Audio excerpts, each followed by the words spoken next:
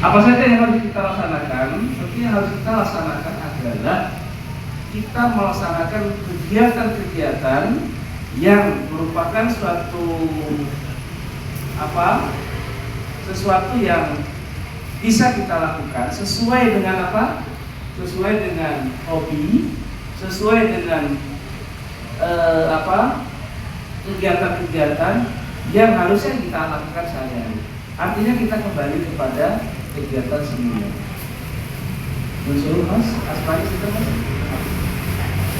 Lalu pekerjaannya apa? Saya serabutan. Terutama apa? Kerajinan kayu, iya. Mas Bangun, ya. Pada saat pernah di rumah sakit ya, pernah opnam di rumah sakit, belum. Oke. Kalau bisa jangan sampai rumah sakit ya, kontrol dan seterusnya. Nah ini kerajinan adalah di pelaksanaan apa? Kayu ya, ukir atau apa?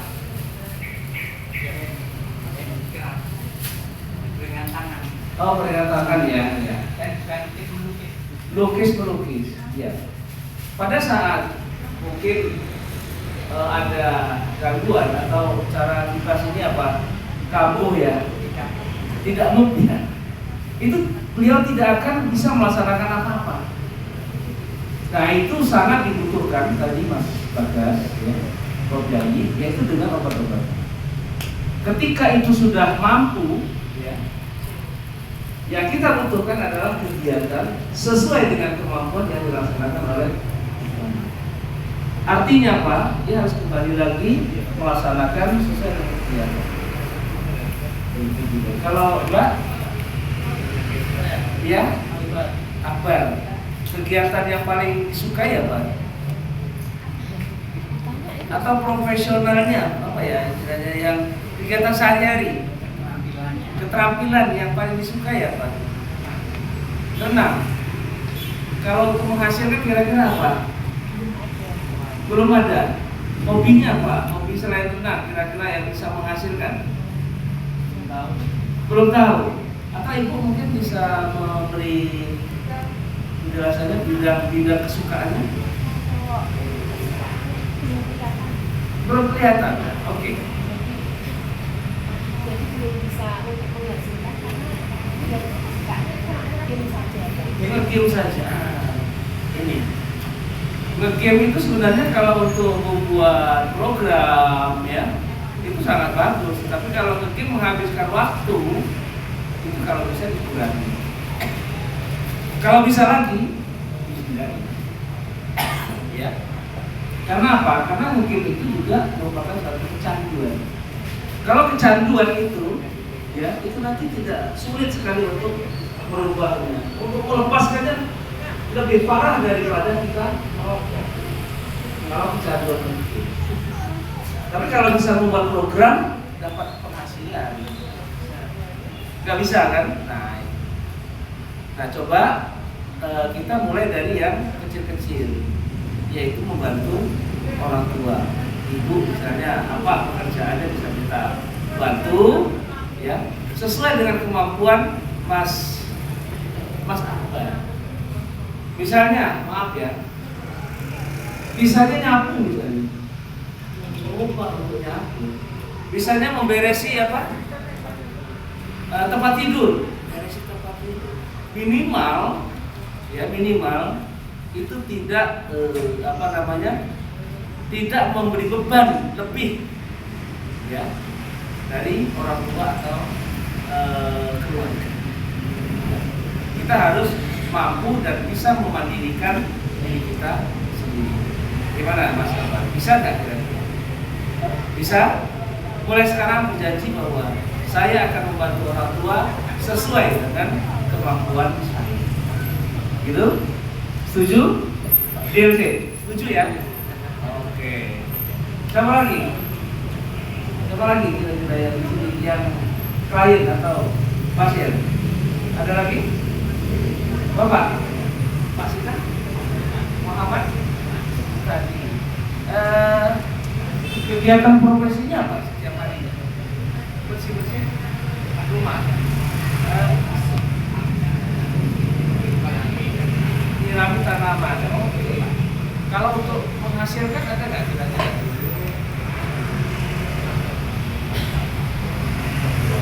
Pinocchio bekerja sebagai pencari pasir. Oke. Ya, terima kasih Mas Sutadi ya. Nadi kepada Mbak Mas Sutadi. Ketika misalnya kurang mood ya, itu biasanya akan pusing, tidurnya sulit, ya. Bahkan mungkin sering berkeliaran, mundar mandir dan seterusnya. Ini adalah gejala adanya mutasi atau kekambuhan. Nah, kalau sudah seperti ini kita harus segera untuk mencari pengobatan. Pertama di puskesmas. Insya Allah puskesmas menyediakan obat-obatan. Ya Mas Ari ya, ada obat-obatan kalau untuk kontrol ada ya. Oke, disiapkan. Nah, kalau misalnya kita sudah sehat, sudah mendekati normal, kita kembali kepada kegiatan kita awal seperti tadi Mas tadi ya. Itu untuk bersih-bersih rumah. Oke, pertahankan hal tersebut. Ya. Paling tidak menambah beban keluarga, itu paling tidak. Syukur-syukur kalau bisa membantu keluarga. Entah itu menyapu, entah itu apa saja kegiatan-kegiatan. Ya.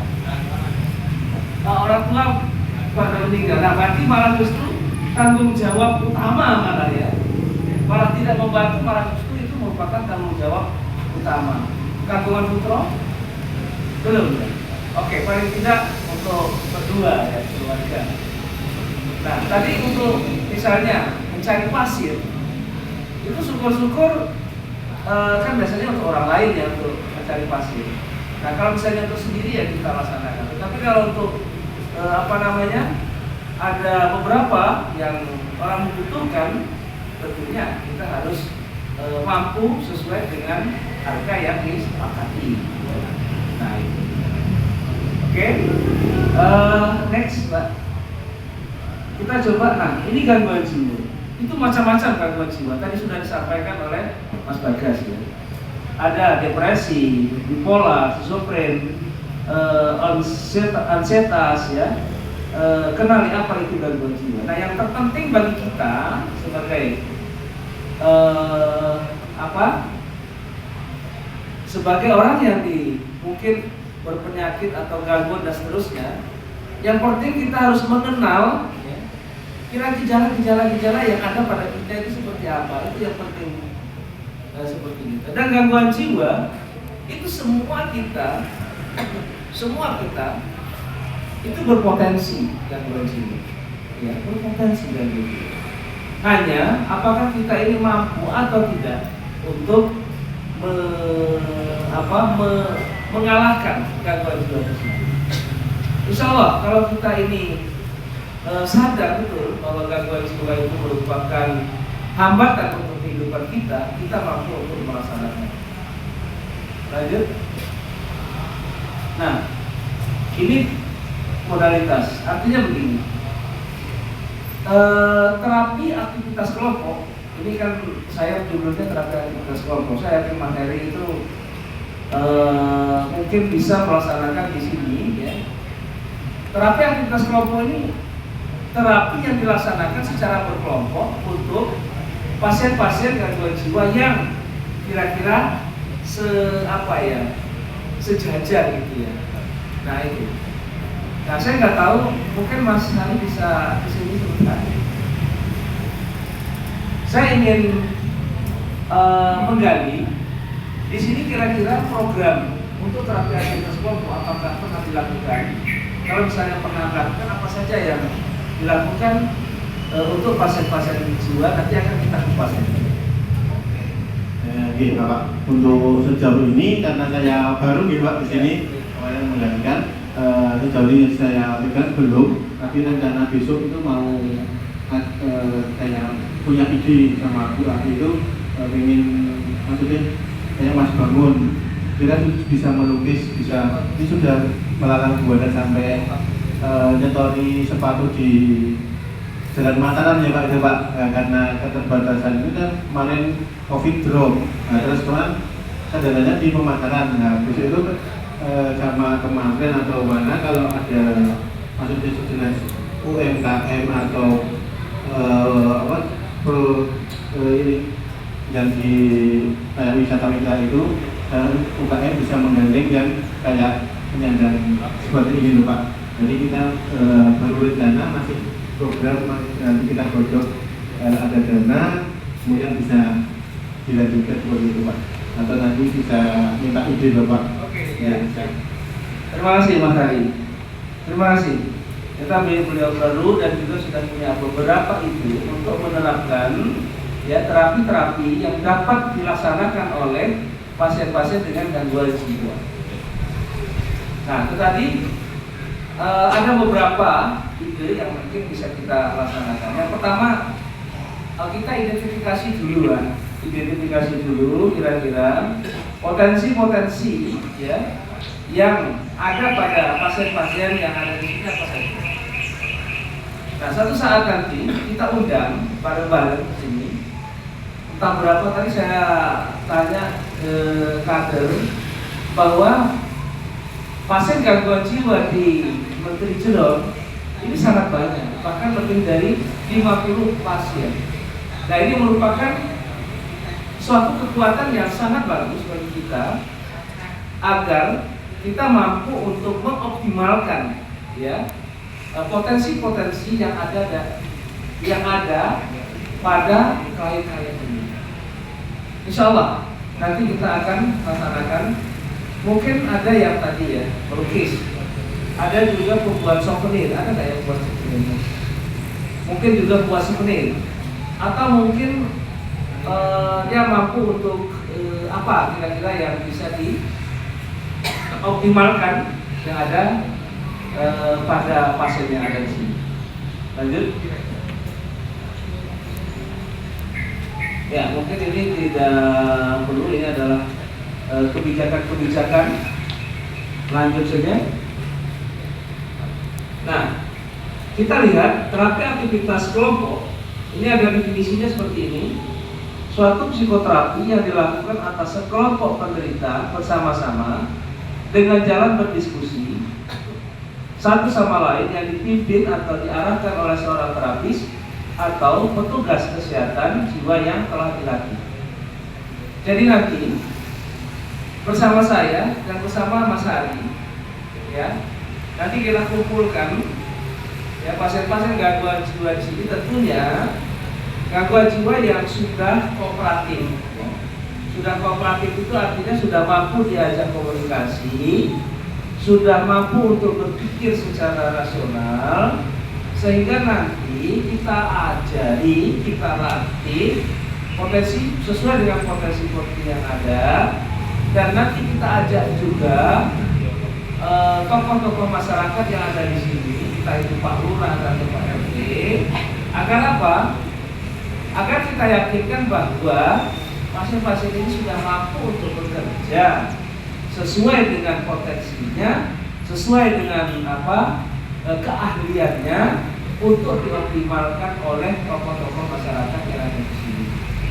Siapa lagi yang akan menggunakan kalau bukan tokoh-tokoh masyarakat? Memang kadang-kadang orang berprinsip begini. Misalnya tukang kayu.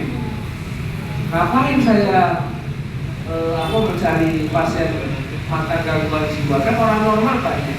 Ini adalah pemikiran yang keliru dari pengguna-pengguna tersebut. Seharusnya kita optimalkan dulu ya teman-teman kita, keluarga kita, saudara kita yang pernah mengalami gangguan jiwa, agar apa? Agar tidak berpikir, agar tidak merenung, melamun dan seterusnya. Karena apa? Kalau banyak melamun, pasien gangguan jiwa itu akan mudah kambuh. Apa yang terjadi kalau pasien itu banyak melamun? Biasanya timbul apa? Halusinasi, timbul pemikiran-pemikiran yang negatif, ingin apa, tapi hal-hal yang negatif. Itu biasanya kalau banyak melamun. Oleh karena itu, kepada keluarga, pendamping, itu tolong sesegera mungkin menangkap ya, apa yang gejala-gejala apa yang ada pada keluarga kita yang mengalami gangguan jiwa. Ya. Contoh, dia sudah sering atau sudah mulai menutup kamar, ya, mengunci kamar. Itu adalah gejala-gejala. Atau menyendiri, ya, atau ketawa-ketawa sendiri. Ini perlu kita lihat. Ada apa, Mas? Kira-kira apa yang bisa kita bantu? Dia dirasakan apa? Nah, itu pertanyaan-pertanyaan kita terhadap keluarga kita yang sudah mulai menyendiri. Kita ajak untuk bekerja. Bila perlu, kalau misalnya kita sudah kesulitan untuk mengajak keluarga tadi, maka kita ajak ke pelayanan. Nah, obat itu adalah salah satu, ya, untuk meringankan beban gangguan jiwa. Ya. Ada apa sebenarnya gangguan jiwa itu? Siapa yang menimbulkan gangguan jiwa? Sendiri. Ya. Tidak ada orang yang bisa menimbulkan gangguan jiwa. Gangguan jiwa bisa disembuhkan sendiri. Ada pun dokter, psikolog seperti saya sebagai perawat jiwa, itu hanya bisanya memberikan informasi-informasi, cara-cara, jalan untuk apa? Untuk menyembuhkan saudara. Adapun kesembuhan terakhir itu ada di tangan Bapak Ibu. Ya, Pak Dadi ya, atau Mas Bangun, Mas Bagus, Mas Akbar. Itu adalah kita sendiri yang bisa menyembuhkan diri kita. Orang lain tidak bisa. Ada obat-obatan, oke, itu adalah meringankan cara kita berpikir, cara pandang kita. Tetapi saya ingin sembuh adalah dari diri kita sendiri. Paham? Caranya gimana? Ya tadi, potensi-potensi yang ada pada kita optimalkan. Ya, lanjut.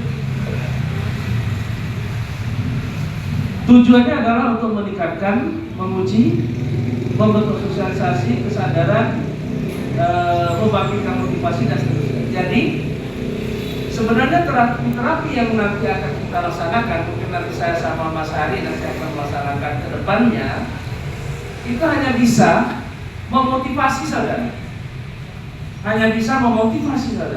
memberikan jalan.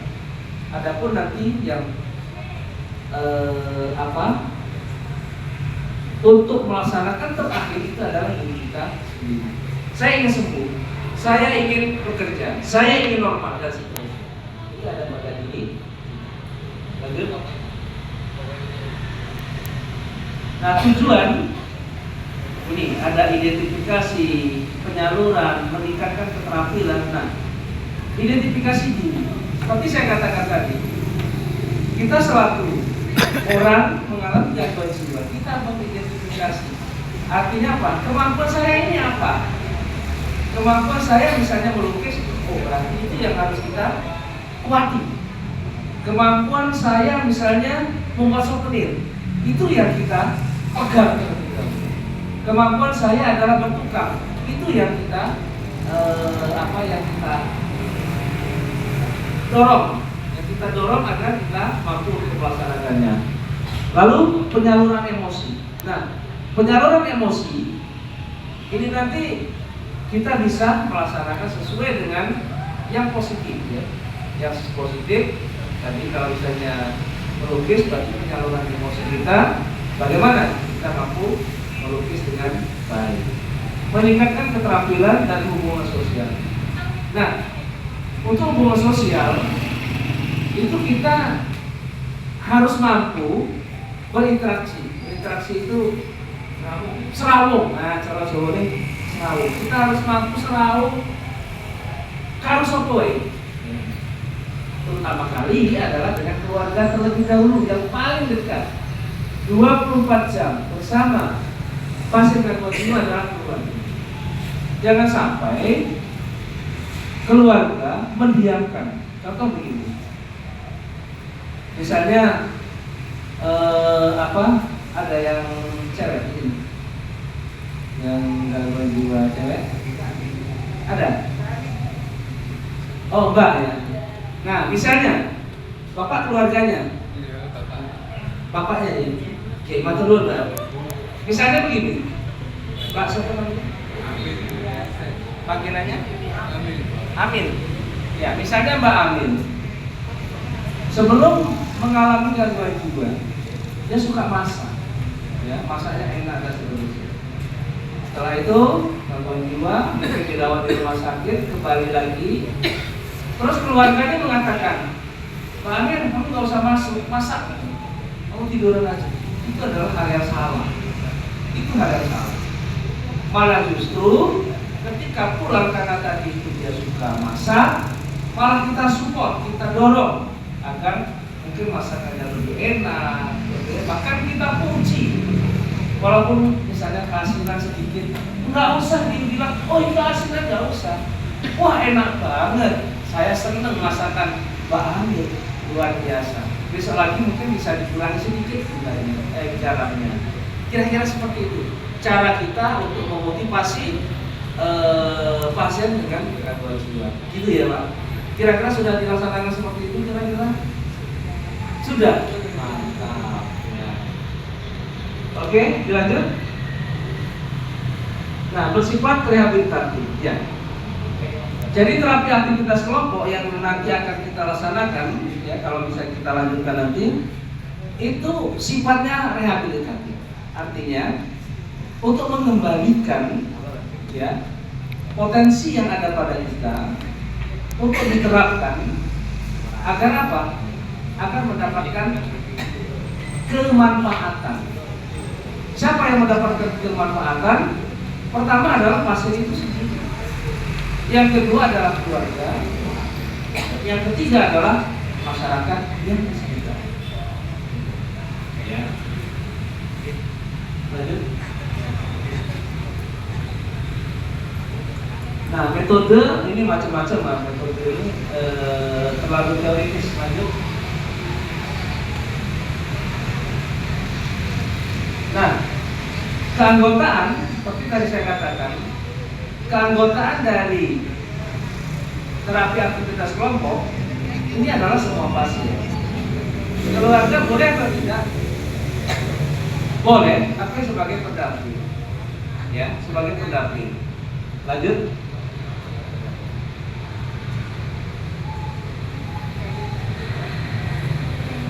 Ya. Oke, lanjut.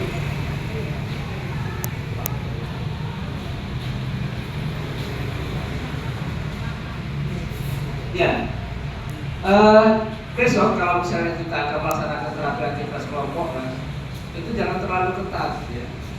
Jadi, ini harus yang sudah bagus-bagus semua. Enggak, yang agak ini tidak apa-apa. Tetapi nanti kan ada evaluasi. Yang mengevaluasi nanti ada observer. Observernya nanti akan melihat kira-kira bisa lanjut atau tidak pasiennya, atau perlu pembinaan lagi atau tidak untuk melanjutkan ke lebih bagus lagi. Lanjut. Nah, ini kira-kira jadi untuk jumlah anggota, kalau komposisi terapi aktivitas kelompok itu paling sedikit itu 3, paling banyak itu 9. Itu yang besok kita coba akan melaksanakan.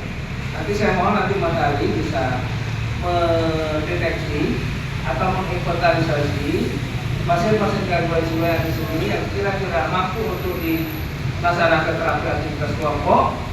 Syukur-syukur dengan hobinya. Dengan hobinya apa? Nanti kita kelompokkan hobi sama hobinya. Nah, itu nanti kita coba untuk melanjutkan hal tersebut. Lanjut. Ya, saya kira ini terlalu teoritis. Nah, indikasi atau orang yang mampu kita lakukan terapi aktivitas kelompok adalah orang-orang yang sudah kooperatif. Kooperatif itu sudah mampu ngobrol sama orang lain, sudah serawung itu apik gitu ya. Kira-kira seperti itu. Itu yang dikatakan dengan pasien yang sudah kooperatif. Lanjut. Ya, ini juga terlalu teoritis. Lanjut. Nah, kira-kira bentuk terapi aktivitas kelompok nanti kira-kira seperti ini. Nah, kami sebagai tenaga kesehatan ini terapis ya. Ini nih. Kamera.